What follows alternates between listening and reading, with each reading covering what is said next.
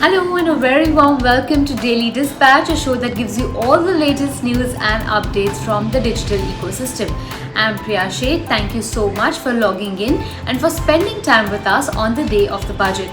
Time now to get you all the top news stories that we've been tracking this evening.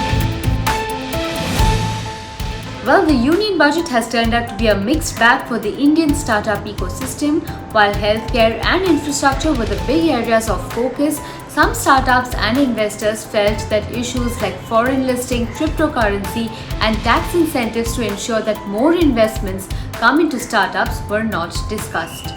Moving on to the second headline of the day, initial reactions from the startup ecosystem on the one person company amendment reveal that it may not help most startup founders. Experts say that while these relaxations may expedite the time required to incorporate an entity, but it will favor only a very small group of micro entrepreneurs.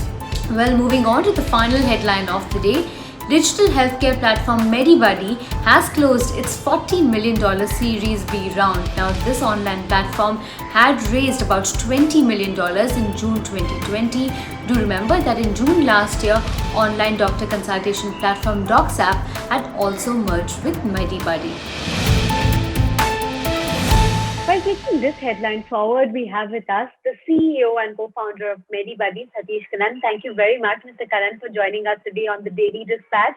I want to ask you about your fundraise. $40 million is what you closed your Series B at. Run us through the process, and was it difficult to raise funds in this tough environment? Thank you, Priya. Thank you for inviting MediBuddy to the program. So before I start talking about the funding, so talking to you a little about what MediBuddy does. So MediBuddy is a digital healthcare platform that connects patients with specialist doctors, helps you order your medicines and get your lab test at your house. And like we all know, COVID has been a really, really tough time in multiple ways for all of us.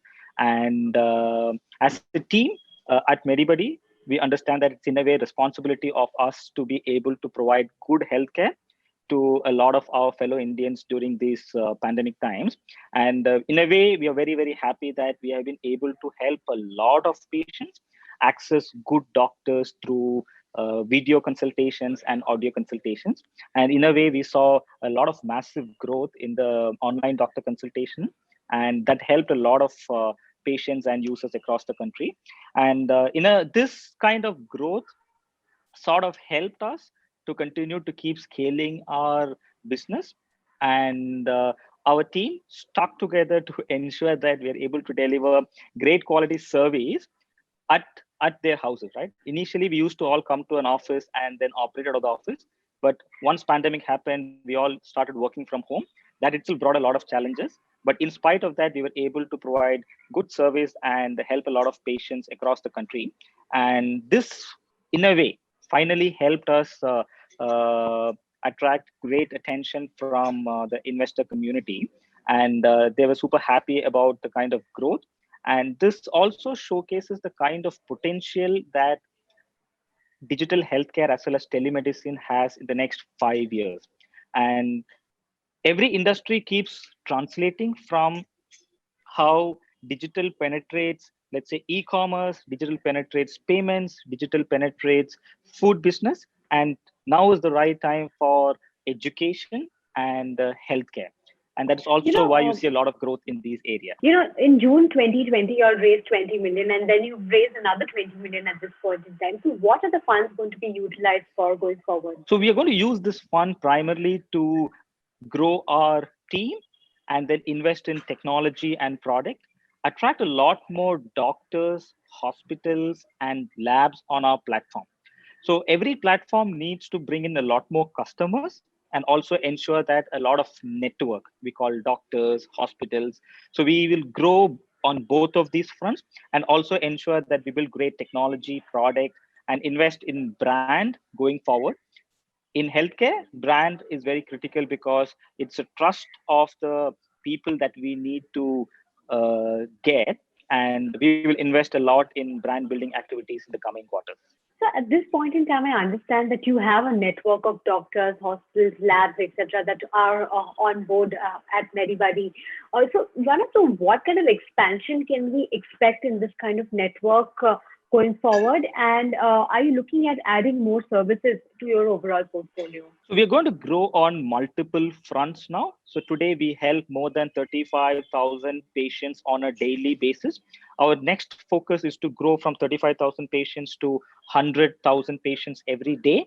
So it's more like 1 lakh patients that we need to help every day. So that's the key metric or key point that we are all working towards. In order to support this, we'll actually grow the doctor base. Today, we already have close to 90,000 plus doctors on our platform.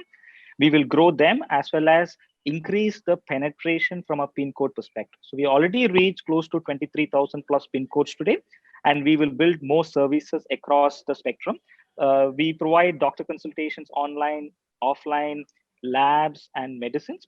We will go deep on multiple disease management services around diabetes, around all of the what we call as chronic diseases. So we will spend a lot of energy on identifying multiple wellness services which will help in management of chronic diseases going forward. When you talk about the kind of expertise and the kind of doctors that you're bringing on board, what is kind of revenue structure or the revenue model that you work on?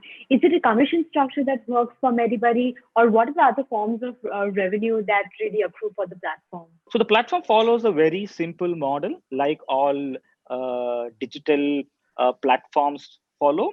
So there is a network or a doctor who provides a good consultation, a pharmacy who provides medicine delivery, or a lab which provides a blood test to the customer. The customer makes a payment which goes to the partner, and the platform takes a small percentage in the transaction. And this is exactly how, let's say, a Flipkart or a Ola also operates.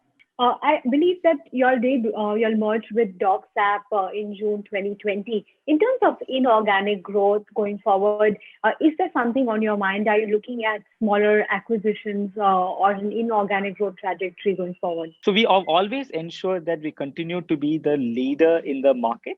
And that's also why one of the key decisions why we actually brought two large companies. So DocsApp is the leader in online doctor consultation space, and Medibuddy was already a large digital healthcare player.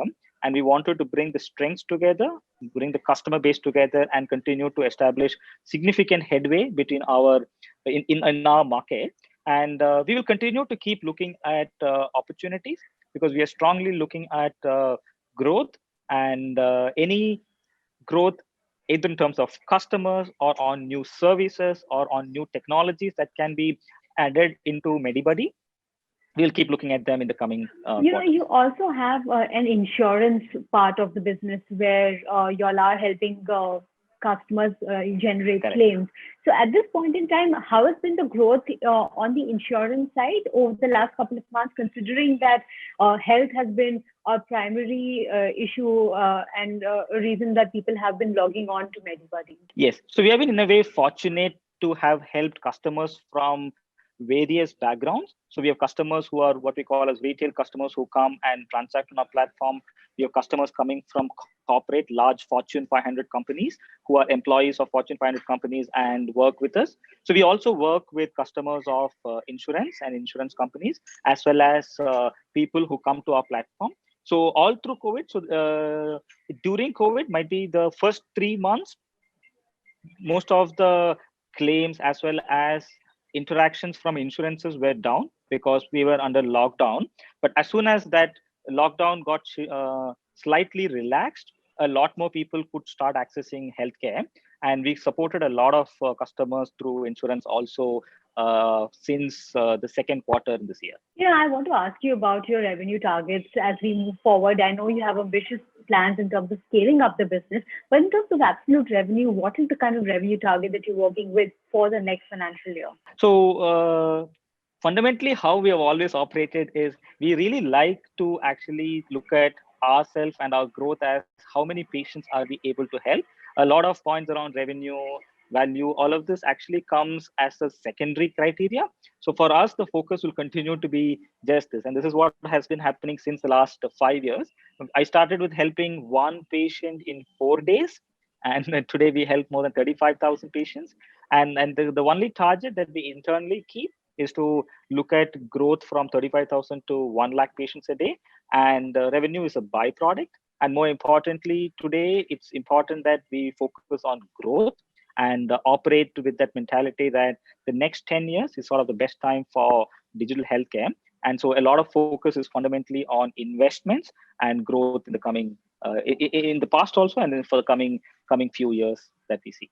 I can't let you go without asking you about the budget and what the finance minister announced in the budget yesterday.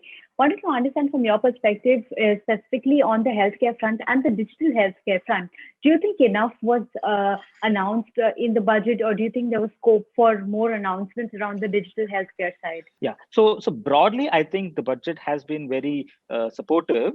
If you look at the amount of allotment or allocation that was done to the healthcare industry, that has grown significantly. Roughly from 95,000 crores, it has reached close to 2.25 lakh crores. So that you see is a significant 130% increase in the basic allotment that has happened. And the two is, like, the Prime Minister himself during our 26th January address emphasized a lot on how healthcare is very important focus for the government, as well as making sure that digital technologies is helping the penetration as well as increasing accessibility of healthcare. Two is the third one is around COVID, right? So I think close to 35,000 crores has been allotted for COVID and COVID vaccinations.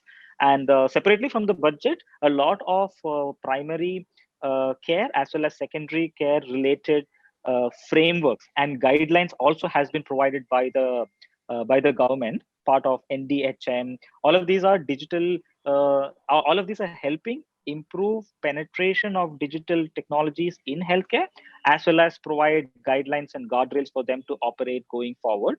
So overall, it's been very, very positive, and we strongly believe that in the coming years also, the budget, coming budget, as well as the government also continues to increase the focus. That is already shown. I think it's grown with 130%, and we believe this will continue to stay. And it's also the need of the country today. All right. With that, many thanks for joining us today. It's been a pleasure speaking with you, and good luck for your future plans. Thank you so much. Well, time now to say goodbye. Many thanks for tuning in to the Daily Dispatch. I'll see you again tomorrow at 5 p.m. Goodbye and see you tomorrow.